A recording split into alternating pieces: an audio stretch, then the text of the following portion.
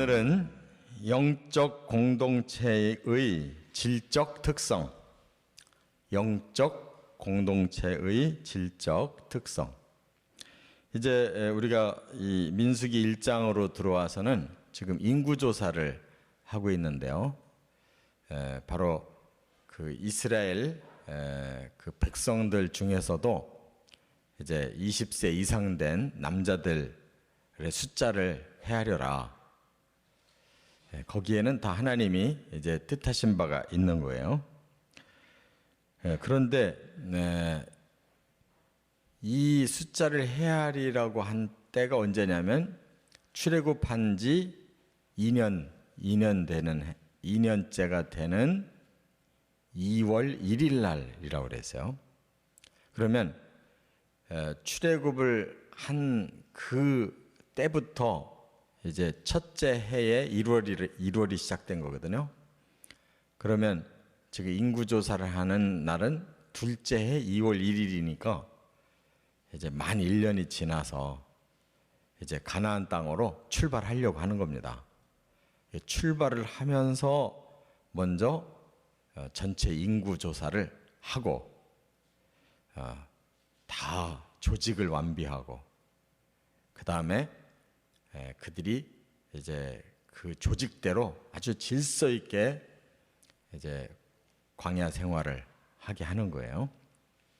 그렇기 때문에 이 내부적으로 여기에는 하나님이 계획하시고 또 원하시는 그 방향대로 지금 이스라엘 공동체가 점점 구성되어 간다는 것을 우리가 깨달을 수가 있어요. 그러니까 하나님의 마음에 이들이 있는 사람들이기 때문에 이들이 지금 수백 년이 지금 지나왔잖아요. 그런데 그 속에서 어떻게 이들이 성장하고 어떻게 변화되어 가는지 우리는 그냥 이 12지파의 지금 명단을 똑같은 그 틀에다가 집어넣어가지고 12지파를 소개하니까 계속 단어만 지금 반복되는 것 같은데 그 속에서 우리가 찾아내야 돼요. 뭘? 이 하나님의 선민 영적 공동체에 어떻게 구성되어 가느냐. 그 질적인 특성이 있어요. 그걸 볼 수 있어야 하나님의 마음을 읽고 우리도 그 하나님의 영적 공동체에 소속이 돼가지고 어떻게 우리가 나가야 되는지를 깨달을 수가 있는 거예요. 단순한 지금 얘기 같아도 여기에 하나님 뜻이 담겨 있어요. 그래서 첫째는 하나님이 계수한 공동체. 여기 17절부터 19절에 보면 하나님이 기준을 딱 정해 주셨어요. 하나님이 계수하라 한 공동체야만 된다 그거예요. 여기 보시면 17절에 이렇게 시작하죠. 모세와 아론이 지명된 이 사람들을 데리고 그랬어요. 모세가 총책임자고 아론은 그 옆에 보조하는 그 책임자예요. 하나님이 그들을 통해서 지명하셨다. 그래서 지명이라는 말은 말하자면 하나님이 원하는 자들을 그대로 뽑은 거예요. 그 사람들이 바로 12지파의 대표자들, 지휘관들이라고 그랬고 그들이 회중을 모았다 그랬어요. 그러니까 그들의 지도력 안에서 12지파의 전 백성이 조직이 된다는 뜻이에요. 근데 그 중에서도 계수하라고 하는 사람들이 누구냐? 여기 보니까 20세 이상인 남자의 이름을 자기 계통별로 신고하매 그랬어요.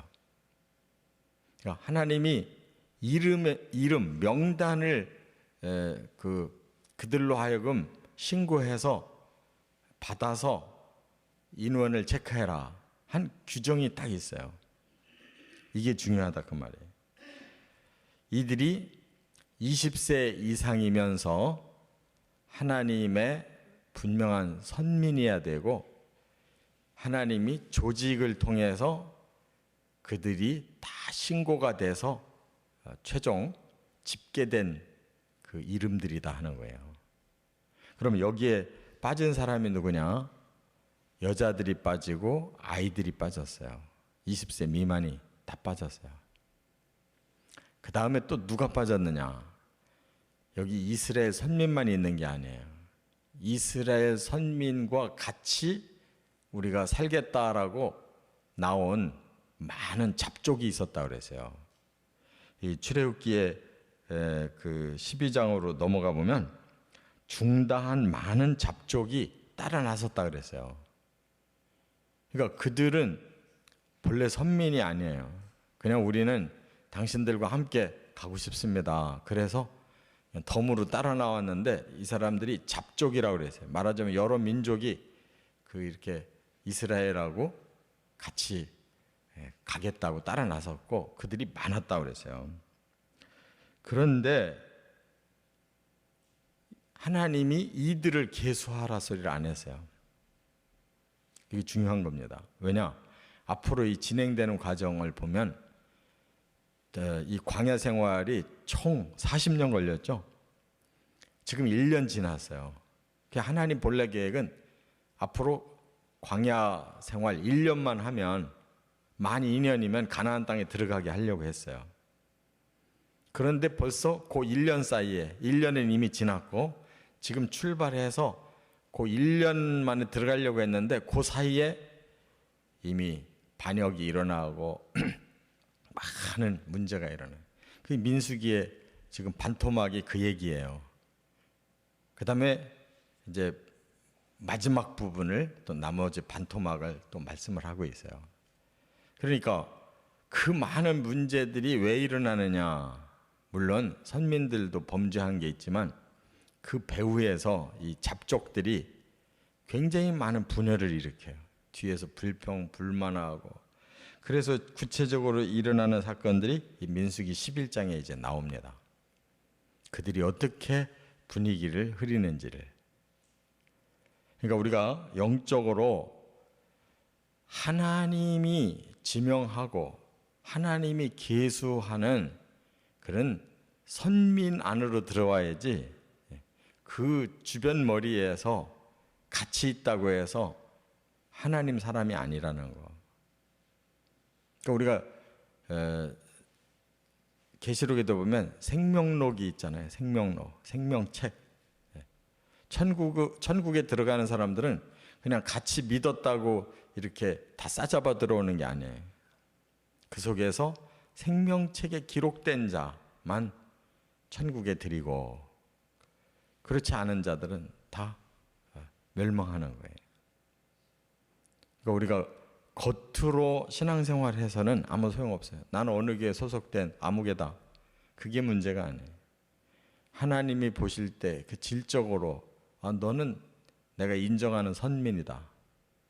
그 계수된 조건 안에 들어온 자가 여기 기록이 되고 그래도 계속 범죄가 일어나는데 뭐 그 이외의 잡족들을 말할 것이 없잖아요.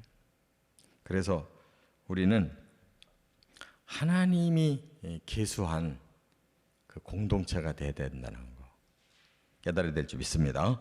두 번째는 20절부터 43절까지는 하나님의 예언대로 변화된 공동체라는 거. 하나님이 예언하신 대로 변화가 되고 있어요. 이 내용이 질적으로 어떻게 변화되고 있느냐. 창세기 49장에 야곱이 하나님의 그 영감을 받고 자기 아들들을 예언하죠. 예언 기도를 해요. 그러고 지금 몇백 년이 지났잖아요. 400년이 지났어요. 그런데 지금 와서 쫙 그 전 백성들을 이렇게 통계를 내보니까 많이 변해 있는 거예요. 어떻게 변해 있느냐. 여기 보면 12지파가 있는데 이 12명의 이름 중에 레위는 빠져요. 레위가 빠집니다. 왜냐? 하나님이 너희들의 장자를 대신해서 내가 레위 지파를 받겠다 그랬어요. 그래서 그들은 하나님 앞에 헌신을 했기 때문에 하나님이 그들은 제외하고 다시 12지파를 만드는데, 요셉에게 그 야곱이 예언할 때 너의 두 아들을 내 아들로 삼겠다 그랬어요. 그러니까 요셉의 두 아들이 야곱의 아들 대열로 올라와 버려요. 그래서 요셉 빠지고 요셉의 두 아들 에브라임, 므낫세가 들어옵니다. 그래서 12지파 된 거예요. 요셉 빠지고 레위 빠지고 그 손자 중에 둘 에브라임, 므낫세를 아들대로 올려가지고 12지파가 된 거예요. 이게 하나님이 예언 주신 대로 이 지파가 바뀌어 버렸어요. 그 다음에 또 이 장자가 루벤이었어요. 그때까지만 해도 야곱이 그 자식들하고 살 때 장자가 루벤이었는데 지금 장자가 바뀌어 있어요.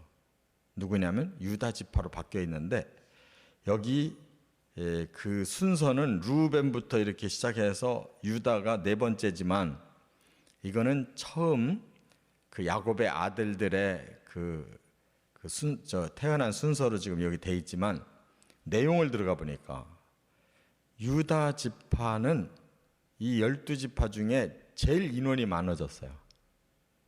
아주 제일 많아, 탁월하게. 그것은 하나님이 그들을, 유다 지파를 계속 축복하고 계시다는 것을 알 수가 있어요. 그들을 쓰시려고 하는 거예요. 그래서 유다 지파가 보면 이렇게 성막 중심으로 12지파가 세 지파에서 사방으로 배치를 해서 정착하는데, 유다 지파가 동쪽의 대표 지파가 돼요. 항상 하나님은 동쪽부터 시작해요. 성막도 동쪽에 출입구가 있고, 그 출입구 쪽에 유다 지파가 대장 지파로 딱 세워져 있어요. 그리고 행진을 할 때에도 제일 앞에 법궤가 딱 나가고 법궤 뒤에 바로 따라가는 지파가 유다 지파. 제일 대장 지파가 된 거예요. 인원도 제일 많이 불어나고. 그래서 명실공히 하나님이 예언한 대로 지금 이 이스라엘이 구성이 달라지고 있다는 거. 이 루벤은 뒤에서 세 번째로 이렇게 인원이 적어요. 그러니까 하나님의 마음에 품는 대로 변화되어 가는 것입니다. 또 하나는 요셉이 빠졌다고 그랬죠. 요셉의 두 아들이 들어가 가지고 두 지파를 이뤘는데, 두 지파가 합해서 인원을 계산해 보니까 유다 다음으로 두 번째로 많은 거예요. 요셉의 씨가 전체에서 두 번째로 많이 늘어났어요. 그럼 뭘 말해요? 하나님이 요셉을 굉장히 축복했잖아요.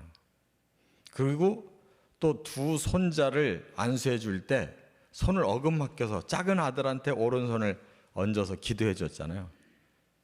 작은 아들이 잘 될 거라고. 그런데 여기 두 지파가 에브라임 지파, 므낫세 지파인데, 므낫세가 형인데도 동생한테 밀려 있어요. 현재 숫자가 밀려 있어요. 그리고 그 진행하는 과정에도 에브라임이 대장이고 그 밑에 므낫세가 들어있어요. 형 동생이 바뀌어져 있어요. 이 진영에도 대표가 에브라임이에요. 이 모든 것은 사람이 임의로 만든 게 아니라는 거, 그렇게 되어 가고 있다는 거. 그러니까 결국 우리는 하나님의 뜻에 맞게 살아야 하나님이 그를 좋은 방향으로 이끌어 가시는, 거기에 우리는 그 복을 누리는 것을 깨달아야 될 줄 믿습니다. 끝으로 세 번째는 여기 44절부터 46절에 보니까 하나님이 축복하신 공동체, 하나님이 이들을 특별히 축복하고 있는 공동체라는 걸 알 수가 있어요.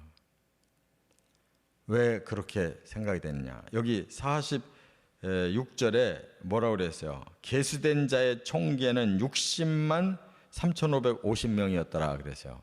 그러니까 20세 이상의 남자가 숫자가 60만 3,550명으로 딱 나왔어요. 그러면 여기에 여자들, 아이들까지 포함하고 잡족들까지 있으면 몇백만 명이 되는 거예요. 근데 잡족은 빼더라도 여자 아이들을 합하면 200만 이상 300만은 될 거라는 거예요. 적어도.